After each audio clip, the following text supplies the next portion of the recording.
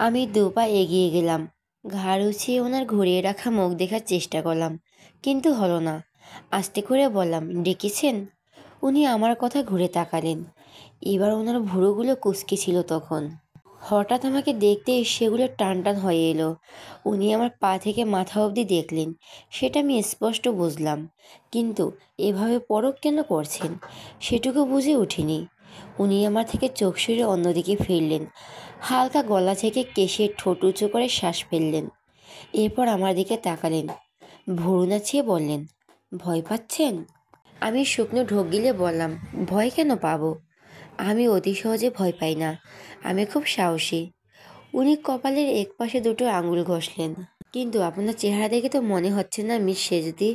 আপনার চোখ দেখে স্পষ্ট বোঝা যাচ্ছে আপনি ভয়ে ছিটিয়ে আছেন, এই জন্য তো এত দূরে দাঁড়িয়ে আছেন। আমি আমতা আমতা করে বললাম, দূরে কোথায়? এখান থেকে আপনি যা বলবেন সব শোনা যাবে, আপনি বলুন। রুদ্র আমার দিকে এগিয়ে এলেন।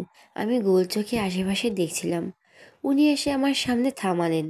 মিস সেজুতি, আজ তো আপনি আপনার সাহসের দারুণ প্রমাণ দিয়েছেন, তাই না? আমি উত্তর দিলাম, না। উনি আমার চারপাশে ঘুরে ঘুরে বলতে লাগলেন, কি কি যেন বলেছিলেন আজ? আপনি আমাকে ভয় পান না, চাকরি গেলেও আপনার কোনো অসুবিধা নেই, এরকম কিছুই তো। আচ্ছা, আমার ল্যাপটপ ফেলে দেওয়ার মতো ভাবতেও আপনার ন্যূনতম চিন্তা হলো না যে এরপর রুদ্র রোশন চৌধুরী আপনার সাথে কি করতে পারে? উনি ঘুরছেন, সাথে আমার মাথা ঘুরছে। ঠিক এই ভয়টা আমি পাচ্ছিলাম। ব্যাটা দরুন ফন্দিবাজ। কাপা কণ্ঠে বললাম, আমি তো ল্যাপটপ ফেলিনি, ভয় দেখাচ্ছিলাম। উনি দাঁড়িয়ে পড়লেন। এতক্ষণে আমাদের অবস্থাটা ঘুরে গেল। যেখানে উনি ছিলেন সেখানে আমি, আর আমার জায়গাটাই উনি। ওনার মুখ এতটা সময় বেশ স্বাভাবিক থাকলেও এবার চোয়াল হয়ে এলো মজবুত শক্ত। তাই নাকি? রুদ্র রোশন চৌধুরীকে ভয় দেখানো? এই শাস্তি তো আরও ভয়ানক হবে মিস সেজুতি। কথাটা বলে উনি আমার দিকে এগোতে শুরু করলেন। ওনার হাবভাব আমার মোটেও সুবিধার লাগলো না। আমি নিশ্চিত উনি আমার ঘাড় ধরে মটকে দেবেন।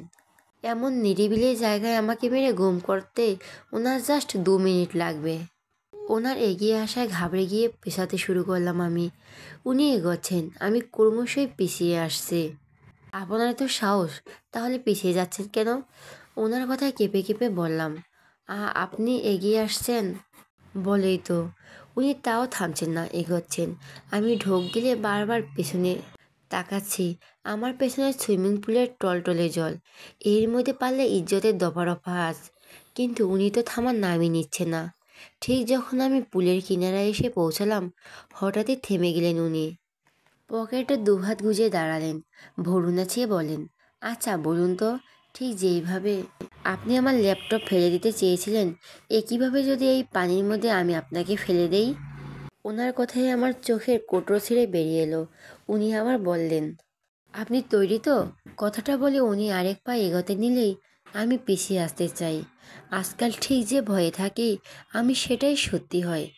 এখন এর ব্যতিক্রম হলো না। চিত হয়ে পড়তে নিলাম পানির মধ্যে। শেষ, সব আশা ভরসা শেষ। আচমকা খপ করে উনি এক হাত টেনে ধরলেন আমার। সঠিক সময় আটকে দেওয়ার পড়তে গিয়েও পানির উপর ঝুলন্ত দশায় রইলাম আমি। আমার বুক ধড়ফড় করছে। উনি হাত ধরলেও বা ওনার ওই ধরার উপর ভরসা নিয়ে আমার সেদিনের মতোই যদি ফেলে দেন। উদ্বিগ্ন কণ্ঠে বললাম, প্লিজ আমার হাত ছাড়বেন না, প্লিজ আমাকে ফেলবেন না, আমি সাঁতার জানি না, প্লিজ। উনি চোখ ছোট করে বললেন, কেন ফেলব না কেন? আপনাকে ফেলাই উচিত। না না, আপনার অফিসের দোহাই, ল্যাপটপের দোহাই, আমাকে ফেলবেন না। নো এ। কথাটা বলে উনি নিচের দিকে হালকা ধাক্কা দিলেন আমায়। আমি আর্তনাদ করে বললাম, না আমাকে ফেলবেন না, আমি সাঁতার জানি না। উনি আমার দিকে চেয়েছিলেন। ওনার চেহারা স্পষ্ট রুক্ষতা, বাইরে বাইরে হলেও ভেতরে যে উনি আনন্দে লাফাচ্ছেন আমি খুব ভালো করেই জানি। আমাকে নাস্তানাবুদ করতে ওনার শাস্তি। আমি ভয়ে মরছি আর উনি মজা নিচ্ছেন। আমি ওনাকে অনুরোধ করে বললাম, প্লিজ আমাকে ফেলবেন না, তুলুন আমায়। উনি একটু চিন্তা করে বলেন, বেশ ফেলবো না, বাট ইন 3 কন্ডিশন। আমি ভুরু কুঁচকে বললাম, কী শর্ত? উনি ভুরু উঁচিয়ে বললেন, আবার প্রশ্ন করছেন। উনি একটু আগের মতোই আমাকে ঠেলতে গেলে আমি আটকে বললাম, না, না, কোনো প্রশ্ন করব না। আপনার 3টি কেন, 300টা শর্ত থাকলেও করব না। গুড। কন্ডিশন নম্বর 1, আমি যা বলবো আপনাকে শুনতে হবে। আমি তড়িঘড়ি করে বললাম, শুনবো, সব শুনবো। কন্ডিশন নম্বর 2, মুখে মুখে তর্ক করবেন না। কথায় কথায় তো প্রশ্ন করা যাবে না। আর প্রয়োজনের একটা বিষয়ে কথা বলতে পারবেন না। আমি কাঁদো কাঁদো কণ্ঠে বললাম, আর তৃতীয় শর্ত? উনি একটু চুপ থেকে বলেন, ভবিষ্যতের চোখে কাজল আর ঠোঁটে লিপস্টিক লাগানো বন্ধ। আমি হতভম্ব কণ্ঠে বললাম, এ আবার কেমন শর্ত? আমার চোখ, আমার মুখ, আপনার কি? উনি অবাক হওয়ার ভান করে বলেন, আপনি আবার এভাবে কথা বলছেন? প্রথম শর্তের কথা ভুলে গিয়েছেন? আপনাকে দেখছি ফেলে না দিলে হচ্ছে না। আমি চিৎকার করে বললাম, না না, শুনবো, যা যা বলছেন সব করব, সত্যি। ঠিক? হ্যাঁ হ্যাঁ, ঠিক ঠিক। পরমূর্তি মুখ কাচমুচু করে বললাম, এবার তো আমাকে তুলুন। উনি ভুরু উঁচিয়ে বললেন, কেন, মানে কি? আমি তো আপনার সব শর্ত মেনে নিয়েছি। উনি মৃদু ঘাড় কাত করে বললেন, এখানেই শেষ? আপনাকে কে বলল? এখনও আপনার শাস্তি বাকি। আমি অবাক হয়ে বললাম, ইয়েস, নিন কান ধরুন। আমি ভরকে বললাম, কান ধরবো? কেন? উনি চোখ পাকিয়ে বললেন, আবার প্রশ্ন? আমি চুপসে গেলাম। উনি ব্যস্ত কণ্ঠে বললেন, কি হলো, কান ধরুন। আমি কপাল কুঁচকে বললাম, কি করে ধরবো? আমার হাত তো আপনি ধরে রেখেছেন। আপনারটা বুঝি একটা হাত, অন্যটা দিয়ে ধরুন। আমি কপাল কুঁচকে ওনার দিকে তাকিয়ে আছি। উনি ঠিক কোন টাইপের ধরিবাজ পেটে পেটে তদন্ত চালাচ্ছে। পার্টিতে ডেকে এনে আমাকে জব্দ করা। ঠিক আছে, আজ আমাকে বিপাকে ফেলে হেনস্থা করছেন তো? কোনো ব্যাপার না মিস্টার চৌধুরী, এক মাগে কি আর শীত যায় বলুন? একটা সুযোগ পাই, এমনটাই দেব আপনাকে, জীবনে ঢিলে হতে পারবেন না। আমার নিশ্চুপতা ওনার পছন্দ হয়নি, ধমকে বললেন। ফার্স্ট। ওনার ধমকে কেঁপে উঠে ধরপড় করে এক কান ধরলাম আমি। উনি বাঁকা হেসে বললেন, নাও সে সরি। আমি বিস্মিত হয়ে বললাম, কেন? আজকে অফিসে আমার সাথে যা যা করেছেন সেজন্য। আমি উদ্বিগ্ন নিয়ে বললাম, ওটা তো আমি আপনার ভালোর জন্যই। আপনি আবার কথা বাড়াচ্ছেন। একটু আগে কী শর্ত ছিল? আমি ঠোঁট উল্টে নিলাম। ওনাকে দেখলাম পকেট থেকে ফোন বার করলেন। ফোনের ক্যামেরাটা আমার দিকে তাক করতে আমি সন্দেহী কণ্ঠে বললাম, এ কি, কী করছেন? সেসব আপনাকে ভাবতে হবে না। Do what I say. কান্না ধরলে উনি যে ফেলে দেবেন সেটা বেশ বুঝতে পারছি। এভাবে ঝুলে থেকে পিঠ হাত দুটোই ব্যথা করছে। সময় নষ্ট না করে কান ধরে ঠোঁট উল্টে মৃদুস্বরে বললাম, সরি। জোরে বলুন, সরি। উনি প্রচণ্ড ভাব নিয়ে আমার দিকে তাকালেন। যুদ্ধে জয়ী হলো মানুষ এইভাবে শত্রুর দিকে তাকায় না। ফোন পকেট রেখে কুটিল হেসে বললেন, অফিসে কী যেন বললেন? ঠেলার নাম বাবাজি, রাইট? এখন মনে হচ্ছে না কথাটা ঠিক? আমি নাক মুখ ফুলিয়ে ওনার দিকে তাকিয়ে আছি। এই মুহূর্তে যত রকম গালি আছে সব দিয়ে ভাসিয়ে দিয়ে ওনাকে করছি। একেতে এতগুলো শর্ত, তারপর কান ধরিয়ে জোরপূর্বক সরি নেওয়া, সেটার আবার ভিডিও করে রাখা। How devil he is. উনি আসম্বিক আমার হাত টান মেরে উপরে তুললেন। হঠাৎ ব্যাপারটায় হুমড়ি খেয়ে ওনার উপর পড়লাম আমি। ওনার বুকের সাথে আমার থুতনির ধাক্কা লাগলো। প্রথমবারের মতো কোনো পুরুষের একটা সান্নিধ্যে আশায় হৃৎপিণ্ডটা এক লাফ দিয়ে কোথাও ছুটে গেল মনে হলো। বুকটা ধরাস ধরাস করছিল। ওনার শরীর থেকে ভেসে আসা মিষ্টি সুবাসে নাক কান ধরে যাচ্ছিল আমার। ওনার দিকে পিটপিট চোখে তাকাতেই দেখলাম উনি আমার দিকে তাকিয়ে আছেন। আমি তাকালে এলোমেলো দৃষ্টি ফেলে বলেন, যান। আমি ওনার মুখে দিকে তখনও চেয়ে আছি। উনি গাঢ় আওয়াজে বললেন, আপনাকে যেতে বলছি সেজুতি। আমার হুঁশ ফিরল। নীলজ্জের মতো ওনার গায়ের সাথে লেপ্টে আছি। মনে পড়তে ছিটকে এক হাত দূরে সরে দাঁড়ালাম। উনি উল্টো ঘুরে গেলেন। কেন যেন মনে হলো আমার সাথে চোখ মেলাতেই অনিচ্ছুক উনি। অহেতুক দাঁড়িয়ে থেকে লাভ নেই আমার। এখনও বুক কাঁপছে। ছুট লাগালাম পাটির মূল জায়গা দিকে, যেখানে রুদ্রকে দেখতে হবে না। সামনে দিকে আসতে বহুজনকে চোখে পড়ল। সাথে সাউন্ড সিস্টেম জোরালো শব্দে গান বাজছে। আমি আশেপাশে তাকে আপুদের খুঁজছি। এরা আমাকে রেখে কই চলে গেল? আপুও না। অপর ভাইকে সামনে পেলে দিন দুনিয়া ভুলে যায়। ধ্যাত। হঠাৎ আপুকে দেখলাম আমার দিকে আসতে। আমি বুকের সাথে দুহাত ভাঁজ করে অন্যদিকে তাকালাম। এমন ভাব করলাম যেন আমি প্রচণ্ড রেগে আছি। অবশ্যই একটু একটু আছিও, কারণ ওরা আমাকে সাথে নিয়ে ঘুরলে রুদ্র আজকে এত বড় একটা সুযোগ কিছুতেই নিতে পারতেন না। আপু এসে আমার সামনে দাঁড়ালো, পেছনে এসে অব্র ভাইয়া। আপু হাঁপানোর মতো শ্বাস টেনে বলল, কী রে সে যদি, সে কখন থেকে খুঁজছি তোকে, কোথায় ছিলি তুই? আমি উত্তর দিলাম না। আপু আমাকে টেনে ওর দিকে ফেরালো। কী রে, রাগ করছিস? রাগ করিস না, তোর ভাইয়ের সাথে সে কবে দেখা হয়েছে, তাই আমি গাল ফুলিয়ে বললাম, আচ্ছা ঠিক আছে। পাশ থেকে অব্র ভাইয়া উচ্ছল কণ্ঠে বললেন, আরে শালিকে তো রাগ টাগ করলে চলে, এসো এসো, অনেক কাজ বাকি আছে। ভাইয়া আমাকে টেনে টেনে নিয়ে চললেন। আমার একটু অবাক লাগলো। এই লোক অফিসে গেলে এমন ভান করে যেন আমাকে চেনেই না। আসলে কেউই ভালো না, দুই ভাই একদম একই রকম। অপর ভাই আমাকে যেখানে নিয়ে যাচ্ছেন সেটা হলো স্টেজের মতো সামান্য উঁচু জায়গা। আমি দূর থেকে বেশি কিছু দেখতে না পেলেও রুদ্রকে চোখে পড়ল। উনি খাম্বার মতো সোজা হয়ে দাঁড়িয়ে আছেন ওখানে। আমার এখন অব্রভাইয়ের সাথে একটা কামড় বসিয়ে দৌড়ে পালাতে মন চাইছে, কিন্তু না, সে তো হবে না। অজ্ঞাত আপু আর ভাইয়ের সাথে ওই জায়গায় এসে থামলাম। সামনের টেবিলের উপর বিশাল বড় কেক, তার উপর লেখা happy 7 year celebration of RRC industries. মানে এখন কেক কাটা হবে?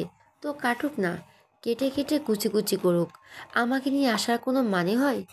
রুদ্র দিকে তাকাতেও ভীষণ লজ্জা লাগছে আমার। কাকে বোঝায় এসব? খেয়াল করলাম আমি আসা মাত্র রুদ্রে গিয়ে অন্য পাশে দাঁড়ালেন। এটা অবশ্য মন্দ হয়নি। আমি, তারপর আবু, তারপর অব্র ভাইয়া, আর ওনার পাশে রুদ্র। খানিক বাদে লুবনা ম্যাডামকে ডাকলো অব্র ভাইয়া। এই এতক্ষণ পর ওনাকে দেখলাম। উনি এসে রুদ্র পাশে দাঁড়ালেন। ভীষণ সেজেছেন, স্লিভলেস হাতার জামা পরায় ফর্সা হাত পূর্ণিমার চাঁদের মতো ঝলমল করছেন। ম্যাডাম মারাত্মক সুন্দরী, সেজে গুজে পুরো ওভারলোডের কথা করে ফেলছেন। অব্র ভাই মিউজিক থামাতে ইশারা করলেন। সব কোলাহল থেমে যেতেই অফিসের সবাই জড়ো হলো এখানটায়। সবাই গোল হয়ে ঘিরে রেখেছে আমাদের। অব্র ভাই রুদ্রকে বললেন অ্যানাউন্স করতে, কিন্তু মাথা নেড়ে না করে দিলেন। সাথে বলেন, তার মন নেই। আমার বিরক্ত লাগলো। অফিসের মালিক উনি, কোম্পানি ওনার, অনুষ্ঠান পাতিয়েছেন উনি, আর ওনার নাকি মোড নেই। যত সব ঢং। অজ্ঞাত অ্যানাউন্সমেন্ট অপর ভাইকে করতে হবে। উনি সবার মধ্যে উঁচু স্বরে বলতে লাগলেন, অ্যাটেনশন গাইস, আপনারা সবাই আমাদের অফিসের গুরুত্বপূর্ণ অংশ। আজ আমাদের RRC কোম্পানির 7 বছর পূরণ হলো। আপনারা জানেন, সেই উপলক্ষে আজকের এই পার্টি। সবাই তালি বাজিয়ে থামলেন। অবর ভাইয়া অবাক বললেন, প্রথমে এবং শেষ যাই বলি না কেন, এই ধন্যবাদ বাহবা কিন্তু আমাদের বস রুদ্র রোশন চৌধুরী প্রাপ্য।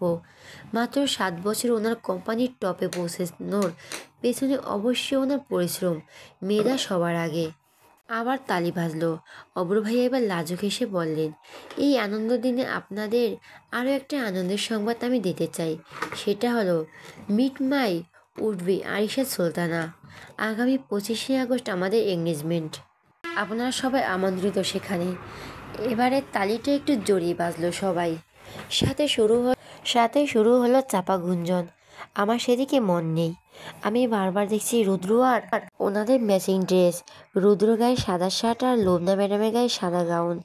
কেক কার সাথে ম্যাচিং করে এলো? পাশাপাশি তো হিরো মানিক মনে হচ্ছে এদের। অপর ভাইয়া হঠাৎ আমাদের দেখিয়ে বললেন, আর ওনাকে আপনার হয়তো সবাই চিনেন, আমাদের অফিসের এমপ্লয়ি হলেও ইনি কিন্তু সম্পর্কে আমার হবু বউয়ের একমাত্র বোন। সেই হিসাবে আমারও একমাত্র শালিকা। আমি সবার দিকে তাকিয়ে মৃদু হাসলাম। এরা তালি বাজানোর সাথে সাথে ফিসফিস করছে। এরপর কেক কাটা শুরু হলো। কেকটা রুদ্রই কাটলেন। কেক কাটার পর উনি ছুরিটা কেকের উপরে রেখে দিলেন। আমি অবাক হই, মানে কেক কেটে যে কাউকে খাওয়াতে হয় সেটাও কি উনি জানেন না? এর তো ভাবের কী আছে? অপর ভাইকে দেখলাম কেকের একটা ছোট টুকরো তুলে রুদ্র মুখের সামনে ধরলেন। রুদ্র কথা না বাড়িয়েই অল্প একটু খেয়ে মুখ মুছলেন। অপর ভাইয়া আরিশা আপুকে খাওয়ালেন, আমাকে খাওয়ালে রুবনা ম্যাডামও খাওয়ালেন। হঠাৎ চোখে পড়ল লুবনা ম্যাডাম এক টুকরো কেক নিয়ে রুদ্রর কাছে গেলেন। আমি গলা উঁচিয়ে দেখছি রুদ্র খাবেন কিনা। না, উনি খেলেন না। সরাসরি লুবনা ম্যাডামের হাতটা ঠেলে সরিয়ে দিয়ে চলে গেলেন। লুবনা ম্যাডাম আহত হলেন ভীষণ। বিষয়টা আমার খুব খারাপ লাগলো। এ তো সুন্দর একটা মেয়ে, মেয়েকে এভাবে এড়িয়ে যাওয়ার কি হলো? এই জন্য বলে ছেলেরা একটু সুন্দর হলে নিজেকে প্রিন্স চার্মি ভেবে বসে। এরপরে যথারীতি ডান্সের পালা। পার্টি হচ্ছে আর কাপড় ডান্স হবে না? কেউ একজন প্রস্তাবটা ওঠালো, অব্র ভাইয়ের এক কথায় রাজি হলেন। ওনার আর কি, ওনার ডান্স পার্টনার তো রয়েছেই, কিন্তু আমি কার সাথে নাচবো? একে একে সবাই তাদের পার্টনার খুঁজে নিল। আমার কাছে দুজন অচেনা ব্যক্তি এসে হাত বাড়ালে আমি দুদিকে মাথা নেড়ে না করে দিলাম। চিনি না জানি না তাদের সাথে ধেই ধেই করে নাচবো? পার্টিতে ঝোলানো সমস্ত লাইটগুলো নিভে গেল। টিমটিমে আলো জ্বলজ্বল ডান্স করার জায়গাটা। প্রায় 12-13 জন কাপল হাজির সেখানে। আমি গিয়ে এক সাইডে দাঁড়ালাম। সবাই যে নাচছে তা নয়, অনেকে আমার মতো হাততালি দিতে দাঁড়িয়েছে। লুবনা ম্যাডামকে দেখলাম অনিলের সাথে। আরে বাহ, কেউ কারোর সাথে থেমে নেই। এরপর সাউন্ড সিস্টেমের গান বেজে উঠল। আমি দাঁড়িয়ে দাঁড়িয়ে নাচ দেখি সবার। আপুর চকচকে মুখটা দেখতে ভীষণ ভালো লাগছে। আচমকা আমার হাত টান পড়ল। চমকে উঠলাম আমি। কেউ একজন টেনে ডান্স করার মেন পয়েন্টে নিয়ে এলো আমায়। অল্প আলোতে আগন্তুকের মুখটা দেখতেই বিস্ময়ে আমার ঠোঁট দুটো আলাদা হয়ে এলো। লাউড মিউজিকে গান চলছে, পরদিকে নাচে ব্যস্ত। একমাত্র আমি হাঁ করে সামনের লোকটির দিকে তাকিয়ে আছি। আমার সামনে দাঁড়িয়ে আছেন রুদ্র। উনি আমাকে তখন টেনে আনলেন। কিন্তু কেন? উনি কি নাচবেন তো নাচুক, আমাকে আনার কি দরকার? আমি কিছু বলার আগেই আচমকা আমার কোমরে হাত ছোঁয়ালেন উনি। ঠান্ডা হাতের স্পর্শে পুরোপুরি কেঁপে উঠলাম আমি। গোল চোখ করে তাকালাম ওনার দিকে। ওনার নির্বিকার দৃষ্টি। উনি এক হাত দিয়ে আমার কোমর চেপে মিশিয়ে নিলেন ওনার সাথে, অন্য হাতে আমার হাত চেপে শুরু করলেন গা দোলানো। আমি বিস্মিত স্তব্ধ। রুদ্র রওশন চৌধুরী একদিন যার হাত ধরছিলেন বলে রুমাল দিয়ে মুছে নিয়েছিলেন, তিনি কিনা এতটা সান্নিধ্যে এসেছেন, তাও নিজে থেকে। আমার জিভের ডগায় শব্দ আসছে না। এমন নিবু নিবু সবুজ আলোতে বাকিরা আমাদের ঠাউর করেনি হয়তো। কারোর চোখে সেভাবেই আমাদের ওপর নেই, কিন্তু আমার গলা শুকিয়ে আসছে। রুদ্র এতটা কাছাকাছি এসে একটু আগের মতো আবার বুক কাঁপছে। আমি ঠিকঠাক পা মিলাতে হিমশিম খাচ্ছি। এসির মধ্যেও ঘাম ঝরছে আমার। লজ্জা লাগছে ভীষণ। কেউ দেখলে উল্টাপাল্টায় ভেবে না বসলে হয়, কিন্তু ওনার এমন আচরণের মানে কি? কেন করছেন উনি এরকম? নাকি আমার মতো পার্টনার না পেয়ে আমাকে বেছে নিতে বাদ হলেন? তবুও এটাও কি আদৌ সম্ভব? আমার খুসখুসের মাত্রা গাঢ় থেকে গাঢ়তর হচ্ছে। হঠাৎ রুদ্র আমার কানের কাছে মুখ এনে আস্তে করে বলেন, কি হচ্ছে, কেন হচ্ছে? এসব না ভেবে যেটা হচ্ছে সেটাতে মন দিন সেজুতে। That will be good for you. ওনার স্বর বেশ গম্ভীর, মনে হলো কথা নয়, হুমকি দিলেন। আমি আর মাথা ঘামালাম না। যা হচ্ছে হোক, ওনার অসুবিধা না হলে আমার কি?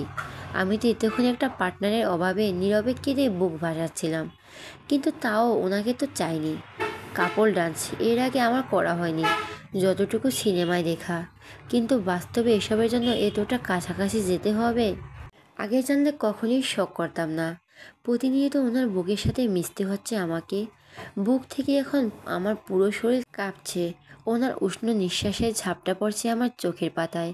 আমি ক্ষণে ক্ষণে অন্যদিকে তাকাচ্ছি, বিশেষ করে আপু, অব্র ভাইয়া। এরা এই দৃশ্য দেখলে হার্ট ব্লক করে মরে যাবে। অবশ্য ওনারা দুজন দুজনের মধ্যে এতটাই মজেছেন যে আমাদেরকে দেখার সময় কোথায়। হঠাৎ লুবনা ম্যাডামের দিকে চোখ পড়ল। এই তো যা ভেবেছি তাই, উনি ডান্স কম করছেন, মনোযোগ সম্পূর্ণ আমাদের দিকে।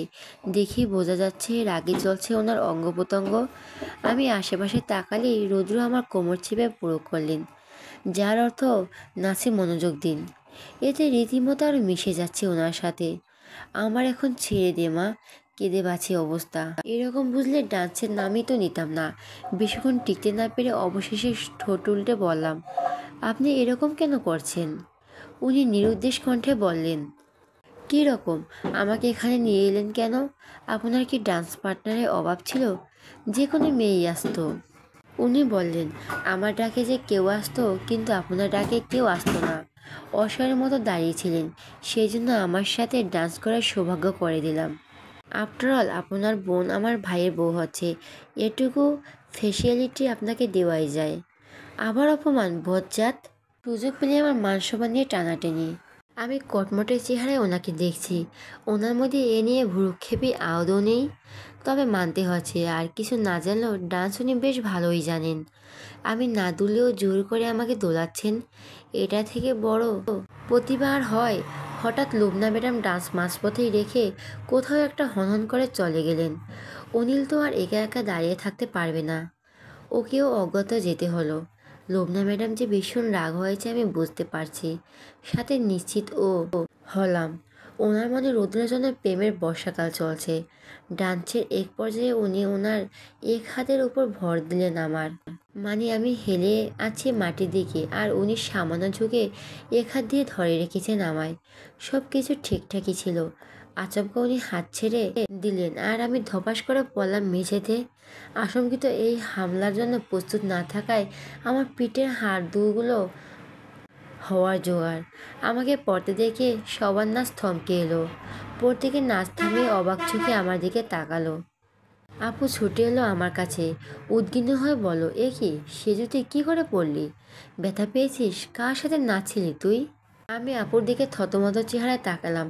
টানা 15 মিনিট ধরে যে ওর পাশে হেলে দুলে নাচলাম, আর ও কিনা চোখেই দেখেনি। কী রে, কথা বলছিস না কেন? পড়লি কি করে? রুদ্র পকেটে দুহাত গুজে দাঁড়িয়ে আছেন, তার মধ্যে ভুরু খেয়ে বিলম্বন নিয়ে নেই। ওনার চেহারা ধরনে স্পষ্ট বুঝতে পারলাম কাজটা ইচ্ছে করে করেছেন উনি। কিন্তু কেন? এতগুলো মানুষের সামনে আমার ইজ্জতের খিচুড়ি না পাকালেই হচ্ছিল না ওনার? আমাকে ফেলে দেওয়ার জন্য কি টেনে নিয়েছিলাম? এই জন্যই এই ছিল ওনার মনে? আমার এখন ওনাকে চিবিয়ে চিবিয়ে গিলে খেতে ইচ্ছে করছে।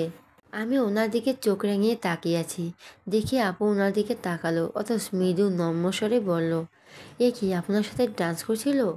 ভাইয়া, উনি নিরুৎসাহিত কণ্ঠে বলল, ইয়ার, বাট তোমার বোন ডান্সের ডিও জানে না, তাই জন্য নাই এই অবস্থা। এরপর উনি আমার দিকে ফিরে বলেন, মিস সেজুতি, এরপর থেকে কারোর সাথে নাচতে গেলে ভালো করে সেটা রপ্ত করে আসবেন, না হলে কখন কোথায় এভাবে পা ছড়িয়ে পড়ে যাবেন কি গ্যারান্টি?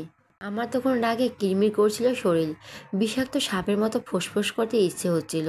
সত্যি যদি দুটো বীজদাঁত থাকতো, এখন ওনার কপালে ছোবল মেরে দিতাম, তারপর বলতাম, দেখ কেমন লাগে। কি শয়তান লোক, নিজে আমাকে টেনে এনে নিজেই ফেলে দিল, আর এখন শব্দসহ চাপালো আমার ঘাড়ে। তোকে তো আমি কি করব নিজেও জানি না। আপু আমাকে ধরে ওঠাতে ওঠাতে বলল, দাঁড়িয়ে থাকাই তো ভালো ছিল, কেন এলি? আমার মেজাজ আরও চটে গেল কথাটায়। আপুর পাশে অব্র ভাইয়া থাকায় মেজাজে প্রয়োগ করতে পারিনি। তবে আপুর হাত ঝাড়া মেরে ছাড়িয়ে দিয়ে আমিও হাঁটা ধরলাম। পেছন থেকে ভাইয়া আপু অনেকবার ডাকলেও শোনেনি। যেতে যেতে কানে এলো, রুদ্র পাখিদের বলছেন, আপনার এইসব নিয়ে ভাববেন না, এগুলো সামান্য ব্যাপার, আপনারা এনজয় করুন। Abhra, get back to your movement. আর এসে এত না ভেবে অব্রকে নিয়ে ভাবো, বোনকে বাড়িতে গেলেও পাবে। আমার ওনাকে মেরে তক্তা বানাতে মন চাইল না। এই পৃথিবী আমার জন্য নয়, এই পৃথিবী বেইমান, নিষ্ঠুর। আমি অন্য কোথাও থেকে এসেছি হয়তো, তাই সবাই মিলে ষড়যন্ত্র চালাচ্ছে আমার উপর। আর এইসবে নেতা হলেন ভয়ানক অশুভ রুদ্র রোশন চৌধুরী। রুদ্রের প্রতি অশেষ রাগ ক্ষোভ নিয়ে বিড়বিড় করতে করতে হাঁটছি আমি। সহজ কথায় ওনার 14 গোষ্ঠী উদ্ধার করছি গালি দিয়ে। হঠাৎ কেউ আমার নাম ধরে ডাকলো। আমি সেদিকে তাকাই, দূর থেকে অনিলকে দেখে ভুরু কুঁচকালাম। ব্যাটা বাড়ির পাশে টুলে বসে জুস খাচ্ছে। অনিল আমাকে হাত ইশারা করে ডাকলো। আমি জোরে একটা নিঃশ্বাস ফেলে রাগ নিয়ন্ত্রণ করার চেষ্টা করলাম। এরপর এগিয়ে গেলাম অনিলের কাছে। সে যদি, তোমাকে কিন্তু আজ পুরো টমেটো মতো লাগছে, আগাগোড়া লাল দিয়ে মোড়ানো। অনিলের হেসে হেসে কথা বলাতে আমার উল্টো বিরক্ত লাগছে। জোরপূর্বক হেসে বললাম, কখন এলে তুমি? এসে তো দেখিনি। এই তো অবরোধ স্যার যখন অ্যানাউন্স করছিলেন তুমি ওনার শালিকা, ঠিক তখন। আমি ছোট করে বললাম, ও যাই বলো, সাজলে কিন্তু তোমাকে আরও বেশি সুন্দর লাগে। আমি মুখ থেকে একটা চবর্গীয় শব্দ করে বললাম, উহ, এসব কথা বাদ দাও তো। অনিল ভুরু উঁচিয়ে বিস্তর হেসে বলল, কেন, এখন থেকে আমার টিকিট কেটে কেটে কথা বলতে হবে নাকি? আমি ভুরু কুঁচকে বললাম, তা কেন হবে? কি জানি বাবা, তুমি তো বসের আত্মীয়, একেবারে ওনার ভাইয়ের শালী। বেয়াই বেয়াই সম্পর্ক না? তার উপর দেখলাম ডিরেক্ট বসের সাথে ডান্স করছো। মারাত্মক ব্যাপার। স্যাপার, তুমি নিজেও তো বসের বিয়ের সাথে নাচলে। তার বেলা নাচতে আর পারলাম কই?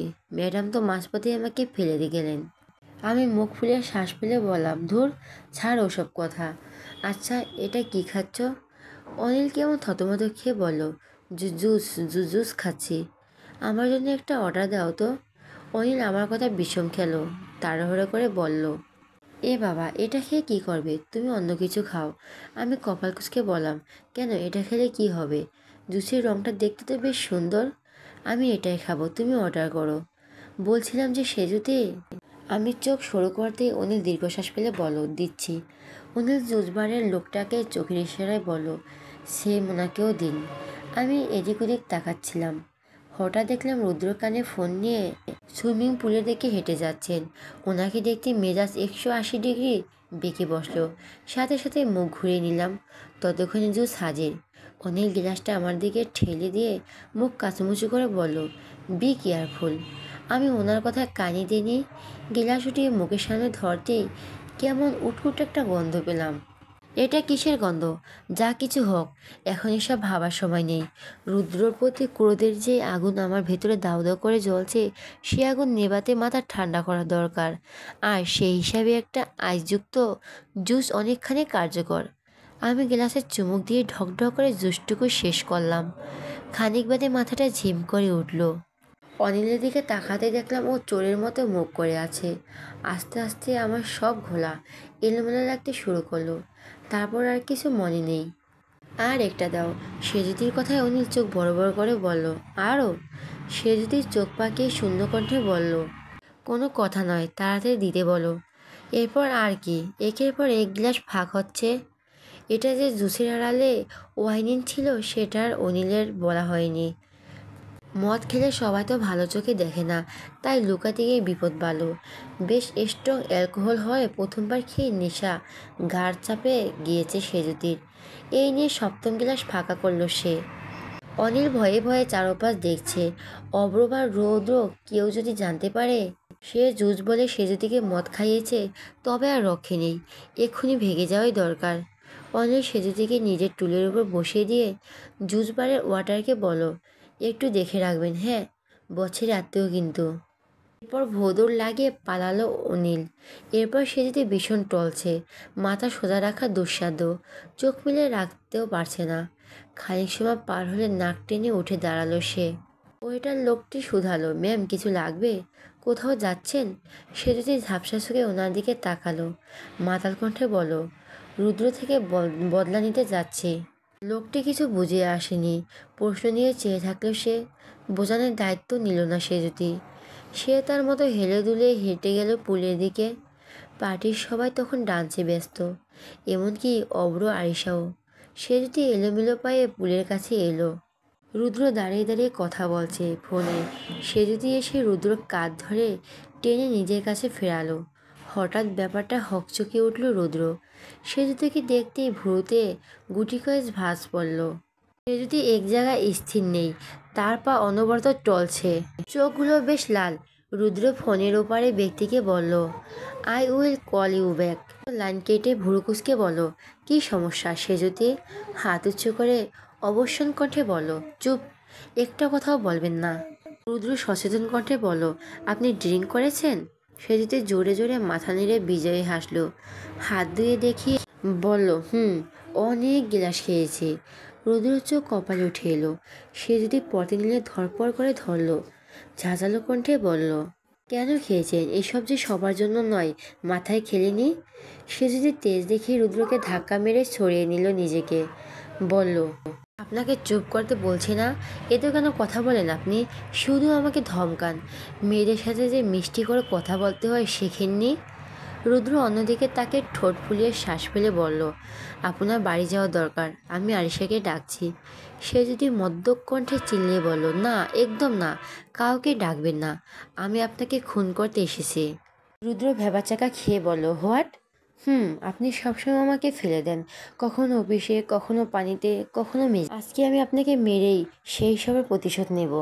রুদ্র নাকমুখ কুঁচকে চেয়ে আছে। এই মেয়ের নেশা ঠিক কতটা তীব্র বুঝতে বাকি নেই। সে যদি হঠাৎই রুদ্রর কাছে চলে এলো, শার্টের কলার ঝাঁকিয়ে বলল, কেন নাচলেন আমার সাথে? হ্যাঁ, আপনি কাছে এলে আমার বুকের কাঁপে। আপনি বুঝেন না?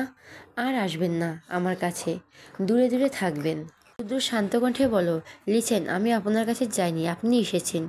সে যদি রুদ্রের ঠোঁটে আঙুল রেখে বলল, একদম বকবক করবেন না। আচ্ছা, আপনাকে কি গুলি করব আমি? কিন্তু আমার তো বন্দুক নেই। তাহলে? আপনি জানেন, আপনার যেদিন গুলি লেগেছিল আমার খুব খারাপ লেগেছে। সারা রাত ঘুমাইতে পারিনি, বারবার আপনার কথা মনে পড়েছিল। রুদ্র উত্তর দিল না, শান্ত চোখে চেয়ে থাকলো। তখন সেজুতির চোখের সামনে উড়ে এলো একগোছা চুল। রুদ্র অজান্তে ফু দিয়ে সরিয়ে দিল সেটা। সেজুতির চোখ বুঝে আবার তাকালো। ভুরু কুঁচকে হঠাৎই রুদ্র গাল চেপে ধরে এদিক ওদিক ঘুরিয়ে বলল, আপনি কত সুন্দর, কিউট। আচ্ছা, আপনি হাসেন না কেন? পর মুহূর্তে কাঁদো কাঁদো কণ্ঠে বলো, আপনি আমাকে দেখলেই বকেন। এ তো বকা আম্মু ছাড়া কেউ দেয় না আমায়। সে যদি হাত তুলতে তুলতে রৌদ্র থেকে সরে এলো।